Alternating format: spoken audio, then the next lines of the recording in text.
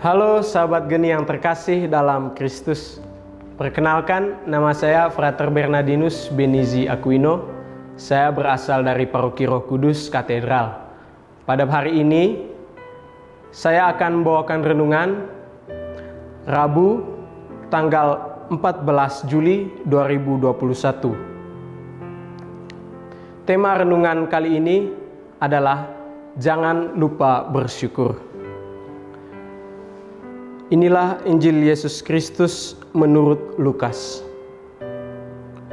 Pada waktu itu berkatalah Yesus, "Aku bersyukur kepadamu, Bapa, Tuhan langit dan bumi, karena semuanya itu Engkau sembunyikan bagi orang bijak dan orang pandai, tetapi Engkau nyatakan kepada orang kecil. Ya Bapa, itulah yang berkenan kepadamu. Semua telah diserahkan kepadaku oleh Bapakku, dan tidak seorang pun mengenal anak selain Bapa, dan tidak seorang pun mengenal Bapa selain anak, dan orang yang kepadanya anak itu berkenan menyatakannya." Demikianlah Injil Tuhan. Terpujilah Kristus. Shalom sahabat geni yang terkasih dalam Kristus. Injil pada hari ini membicarakan tentang Yesus yang mengucap syukur kepada Bapanya. Setiap ucapan syukur tentunya mempunyai motif. Begitu juga dengan Yesus. Yesus mengucap syukur kepada Bapanya karena Ia mengetahui rencana Allah itu besar dan indah bagi setiap ciptaannya. Ucapan Yesus pada awal Injil tadi yang berbunyi, "Aku bersyukur kepadamu Bapa, Tuhan langit dan bumi," hendak menyatakan bahwa Allah itu Maha Besar dan Maha Pengasih bagi bumi dan seluruh isinya. Ia adalah Allah yang transenden dan selalu hadir dalam langkah hidup setiap ciptaannya.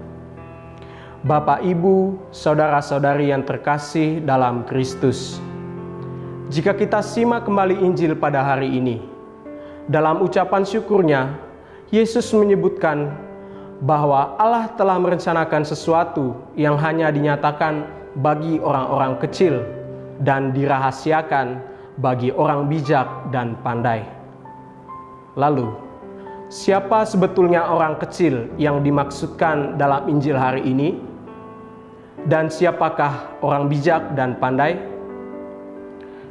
Orang kecil yang dimaksud adalah para murid Yesus. Saya menggambarkan bahwa para murid Yesus adalah orang-orang terpilih yang hidup dari kemiskinan dan kesederhanaan. Mereka memiliki semangat dan keyakinan yang kuat akan ajaran cinta kasih yang menjadi hukum yang terutama.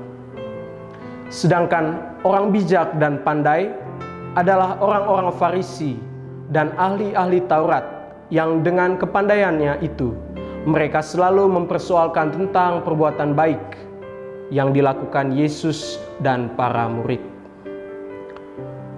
Orang-orang Farisi adalah orang-orang yang bijak, dan pada zaman Yesus mereka adalah orang yang terpandang. Karena mereka dianggap sebagai orang yang terpandang, akhirnya mereka mulai menyombongkan diri di depan banyak orang dan bersikap munafik. Lalu, apa sebetulnya yang hendak direncanakan Allah bagi orang-orang kecil atau para murid? Allah sebetulnya hendak memberitahukan pada para murid rahasia tentang kerajaan surga. Bandingkan Matius bab 13 ayat 11. Para murid adalah orang-orang yang setia dan percaya kepada Allah, sehingga mereka diberikan karunia secara khusus untuk memahami tentang kerajaan surga. Jika kita berada dalam situasi yang dialami para murid, tentunya kita merasa sangat terberkati karena kita diberikan karunia secara khusus untuk memahami kerajaan surga. Saya teringat akan pengalaman saya ketika masih kanak-kanak.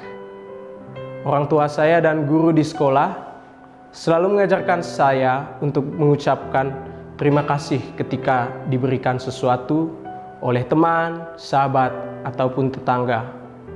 Ucapan terima kasih merupakan ungkapan syukur yang sampai saat ini masih saya pegang dan saya laksanakan. Saya yakin bahwa Bapak, Ibu, saudara-saudari di rumah pasti memiliki pengalaman yang sama dengan saya. Bapak, Ibu, saudara-saudari yang terkasih dalam Kristus, Yesus dalam Injil hari ini telah memberikan teladan baik kepada setiap pengikutnya dan semua orang untuk selalu mengucap syukur. Yesus mengucap syukur kepada Allah sampai saat ini. Allah masih merencanakan sesuatu yang baik dan adil bagi setiap umatnya. Bersyukur merupakan cara untuk mengekspresikan kebaikan Tuhan dalam hidup kita. Oleh karena itu, bersyukur bukanlah perkara waktu, melainkan bagaimana kita sebagai umat Kristiani mampu mempersiapkan hati secara ikhlas dan tulus untuk mengucap syukur kepada Tuhan. Dalam ungkapan syukur itu, kita mestinya menyadari bahwa satu-satunya sumber kebenaran dan kebaikan hanyalah Allah. Sungguh sangat indah jika ucapan syukur itu bisa kita tuangkan dalam doa, puji-pujian, amal, serta perbuatan baik terhadap sesama. Bapak, Ibu, saudara-saudari yang terkasih dalam Kristus, mungkin kerap kali kita hidup sebagai orang-orang Farisi yang selalu membanggakan diri dan menganggap diri paling benar, sehingga pada akhirnya kita lupa untuk bersyukur dan malah terjatuh dalam dosa. Kita enggan melakukan dan mengikuti tata cara hidup para murid Yesus. Apakah kita malu untuk menjadi orang-orang kecil seperti para murid Yesus?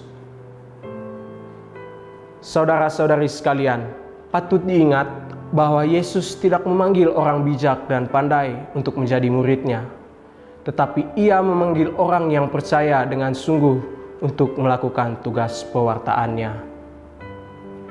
Maka dari itu, saya mengajak Bapak, Ibu, saudara-saudari sekalian di rumah untuk selalu mengandalkan Tuhan dalam setiap detik hidup kita dan tidak boleh melewatkan satu hari tanpa bersyukur. Hendaknya Yesus selalu menjadi pedoman bagi hidup spiritual dan keberimanan kita. Semoga kemuliaan kepada Bapa dan Putra dan Roh Kudus, seperti pada permulaan, sekarang, selalu, dan sepanjang segala abad. Amin. Dalam Bapa dan Putra dan Roh Kudus.